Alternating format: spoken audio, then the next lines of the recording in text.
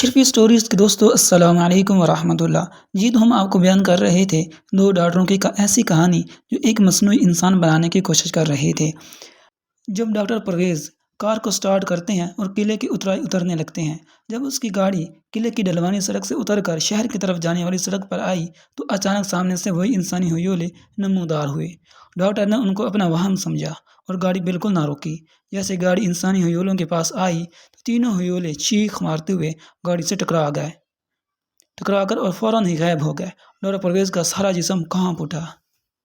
پیارے دوستو، مزید آگے بڑھنے سے پہلے آپ سے گزارش ہے کہ اگر آپ یا اپنے بچوں کو آن لائن قرآن ناظرہ و حفظ، تفسیر و ترجمہ قرآن، احادیث مبارکہ، مصنون دعائیں اور ضروری مسائل سکھانا چاہتے ہیں یا خود سیکھنا چاہتے ہیں تو پلیز ہمارے دیے گئے واٹس ایپ نمبر پر رابطہ کیجیے۔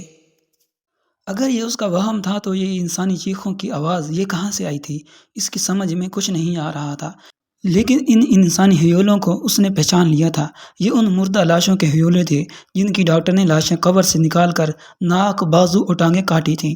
مگر یہ کیسے ہو سکتا تھا کہ ان لاشوں کے ہیولے اس کی گاڑی سے ٹکرا کر چیخیں مارے اور ان کی چیخوں کی آوازیں بھی سنائی دیں؟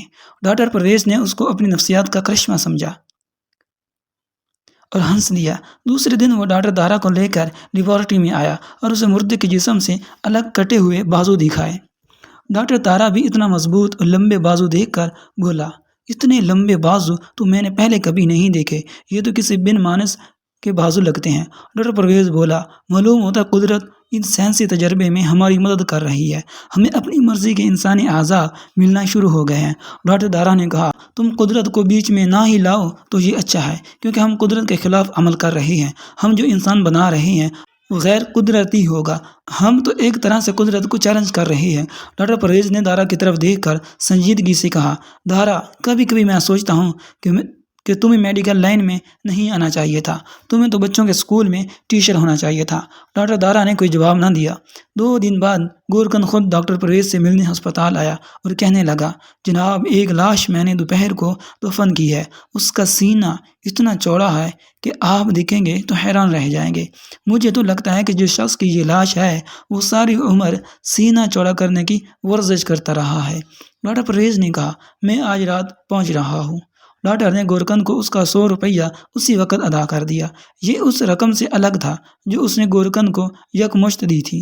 رات کو پرویز نے دارا کو ساتھ لیا اور دونوں ڈاکٹر قبرستان میں آ گئے۔ گورکن اپنی جھونپڑی میں لالٹین جلائے رضائی میں دبک کر بیٹھا ہوا تھا۔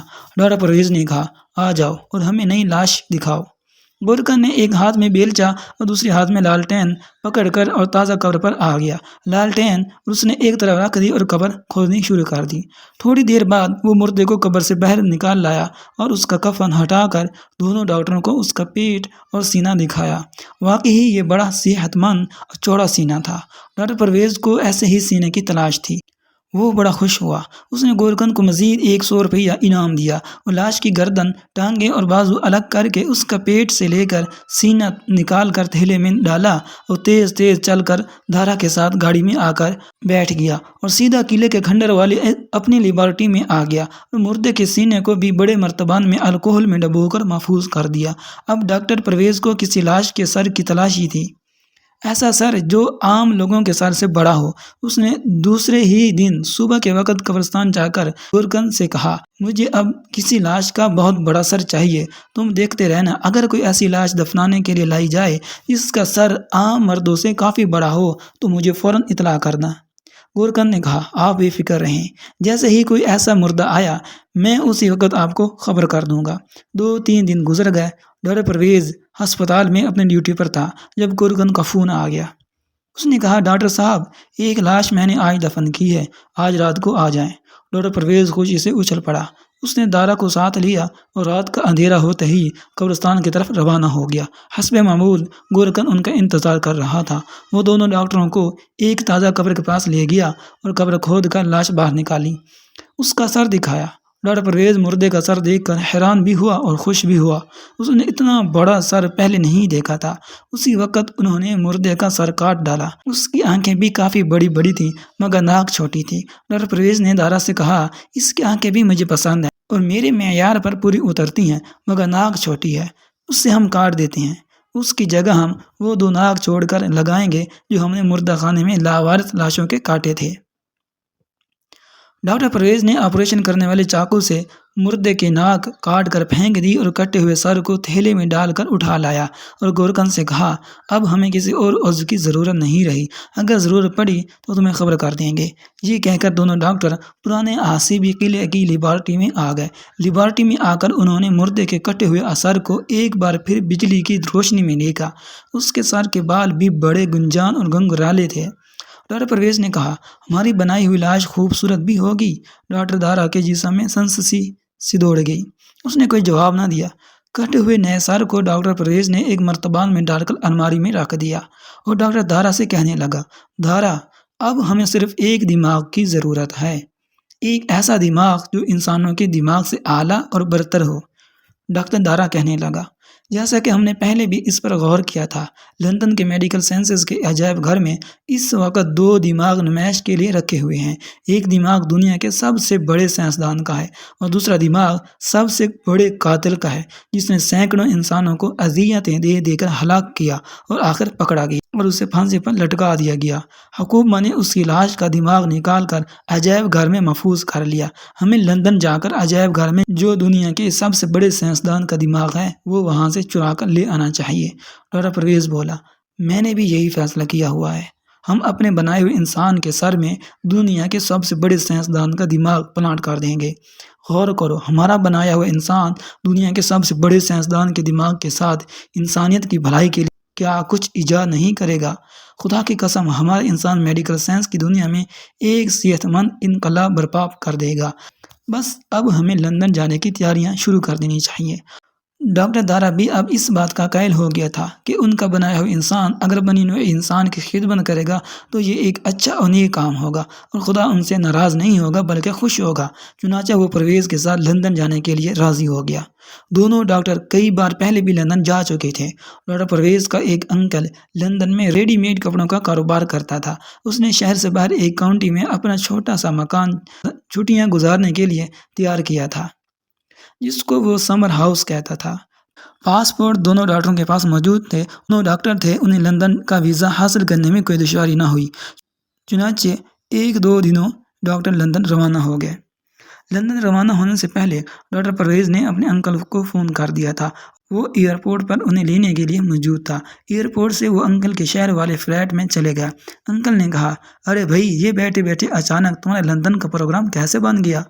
ڈاکٹر دارا نے مسکراتے ہوئے کہا، یہ پرویز ہی سے پوچھیں۔ ڈاکٹر پرویز نے کہا، انکل جی، بات اصل میں یہ ہے کہ ہم اسپتال میں رات بھر ہاؤس جاب کرتے کرتے تھک گئے تھے، سوچا ایک ہفتہ کہیں کھلی فضا میں گزاریں۔ بس ہم اب آپ کے پاس آ گئے کیونکہ آپ کے سوا جی لگ ہی نہیں سکتا تھا۔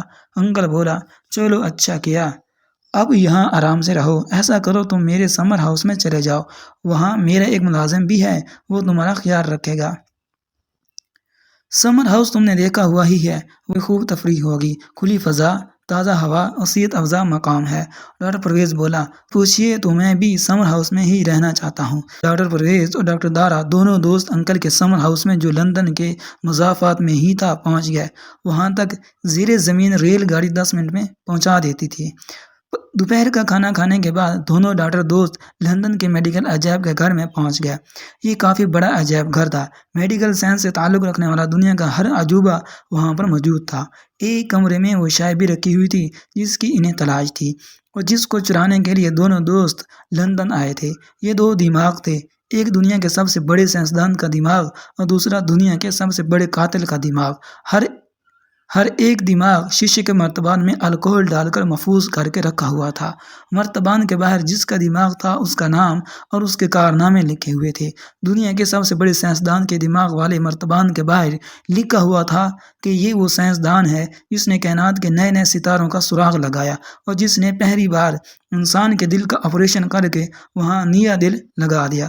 دنیا کے سب سے بڑے قاتل کے دماغ والے مرتبان کے باہر لکھا تھا کہ یہ اس آدمی کا دماغ ہے جس کی سنگ دلی اور صفاقی کا آج تک کوئی ثانی پیدا نہیں ہوا۔ اس شخص نے 1 لاکھ سے زیادہ آدمیوں کا قتل کیا اور یہ جس انسان کو قتل کرتا اس کا دل نکال کر بھون کر کھا جاتا۔ ڈاکٹر پرویز نے قاتل کے دماغ والے مرتبان کو دیکھ کر کہا، خدا اس آدمی کے دماغ سے ہمارے انسان کو محفوظ رکھے۔ ہم تو اپنے بنائے ہوئے انسان کی کھوپڑی میں دنیا کے سب سے بڑے سائنسدان کا دماغ لگائیں گے۔ اب سوچنا یہ تھا کہ دماغ یہاں سے کیسا چرایا جائے۔ عجائب گھر میں سیکورٹی گارڈ اتنے زیادہ نہیں تھے، کیونکہ یہ کوئی ایسا عجائب گھر نہیں تھا کہ جہاں دنیا کی قیمتی ہیرے جواہرات اور نوادرات رکھے ہوئے ہوں۔ پھر بھی اس کمرے کے باہر ایک گارڈ پہرے پر موجود تھا۔ جس کمرے میں دونوں دماغ رکھے ہوئے تھے، باقی جگہوں پر بھی کہیں کہیں ایک ایک گارڈ چل پھر رہا تھا۔ ڈاکٹر پرویز نے کہا، ڈاکٹر دارا، کم بخت اس گارڈ کو بھی اسی کمرے کے باہر کھڑا ہونا تھا۔